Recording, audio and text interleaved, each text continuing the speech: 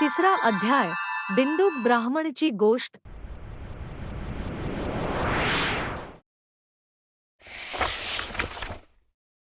श्री सुतजी म्हणाले, शौनक, ऐक, मी तुला माझ्यासमोर आणखी एक गुप्त गोष्ट सांगतो, कारण शिवभक्तांमध्ये तू अग्रगण्य आहेस आणि वेदांच्या अभ्यासकांमध्ये सर्वश्रेष्ठ आहेस. समुद्राच्या जवळ राज्यवाकल नावाचे एक गाव आहे, जेथे वैदिक धर्मापासून दूर गेलेले मोठे पापी राहतात. ते सर्व आणि त्यांचे मन नेहमी इंद्रिय सुखांमध्ये गुंतलेले असते. ते देवता आणि धर्मावर विश्वास ठेवत नाही. ते सर्व कुटिल वागणूकवाले आहेत. ते शेती आणि विविध प्रकारची शस्त्र ठेवतात.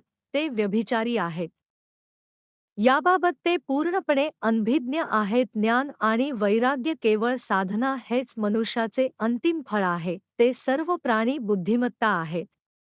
इतर समाजातील लोकही त्याच्याप्रमाणेच त्याचेही वाईट विचार आहेत आणि धर्माचा तिरस्कार करणारे आहेत.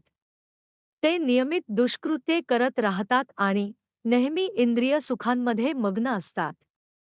तेथे स्त्री वाईट स्वभावाची, स्वार्थी, दुष्ट मनाची आणि खोडकर आहे. ते सर्व सद्व्यवहार तथा चांगले वर्तन शून्य आहे. तेथे फक्त दुष्ट लोक राहतात. वाकल नावाचे एक गावामध्ये बिंदुक नावाचा ब्राह्मण राहत होता.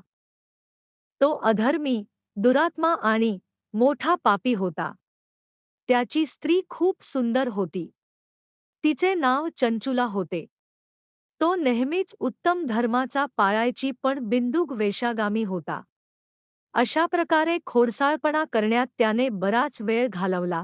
त्याच्या स्त्री वासनेचा छळ होऊनही, विनाशाच्या भीतीने वेदना सहन करूनही, बराच काळ कोणताही धर्म भ्रष्ट नव्हता. पण पुढे ती तिच्या व्यभिचारी पतीशीही प्रभावित होऊन आचारहीन आणि आपल्या धर्मापासून दूर गेली. अशा प्रकारे अनैतिकतेत बुडलेल्या जोडप्यामध्ये बराच वेळ गेला. वेश्यागामी, दूषित ब्राह्मण वाला तो दुष्ट ब्राह्मण बिंदुक वेळेनुसार मरण पावला आणि नरकात गेला. गेले अनेक दिवस नरक यातना भोगून त्या मूर्ख पाप्याने विंध्य पर्वतावर पिशाच जन्म घेतला आहे. येथे त्या दुष्टाच्या मृत्यूनंतर तो चंचुला नावाची स्त्री खूप काळ ती पुत्रासोबत तिच्या घरात राहिली. तिच्या पतीच्या मृत्यूनंतर तिने पण धर्म सोडून परपुरुषांशी सहवास सुरू केला. सत्याच्या विरुद्ध असतानाही एखाद्याच्या धर्माचे पालन करणे सोडू नका. ही तपश्चर्या आहे. तपश्चर्या कठीण असली तरी त्याचे फळ गोड असते. विषाला सत्य कळत नाही, म्हणूनच तो विषयाच्या निकालाचा दावा करतो आणि त्याचा आनंद घेतो. एके दिवशी एका साधूच्या सांगण्यावरून ती आपल्या भावांसह गोकर्ण क्षेत्राला गेली. तिने तिथीच्या पाण्यात आंघोळ केली आणि भावांसह सोबत इकडे तिकडे फिरू लागली. हिंडत फिरत ती एका मंदिरात गेली. तेथे तिने ब्राह्मणाच्या मुखातून देव शिव याची पवित्र आणि शुभ कथा ऐकली.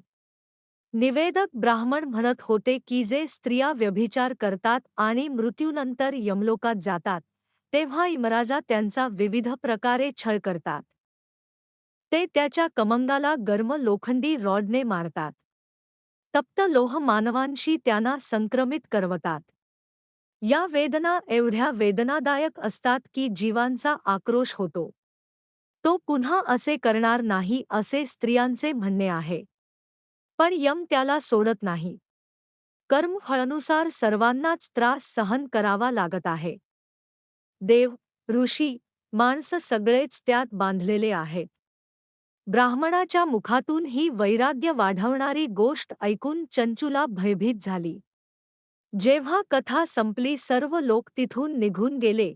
मग चंचुला कथा सांग नाया ब्राह्मणाला म्हणाली. अरे ब्राह्मण, धर्म जाणल्याने माझ्याकडून मोठे पाप झाले आहे. स्वामी, माझ्यावर कृपा करून मला सोडवा. तुझे शब्द ऐकून मी या जगाशी वैराग्य निर्माण झाला आहे. मला माझ्या मूर्ख चित्तवाली पापणीचा धिक्कार आहे. मी निंदा योग्य आहे. वाईट गोष्टींमुळे मी धर्मापासून दूर गेलो. माझ्यासारख्या वासनांध बायकोला कोण साथ देईल.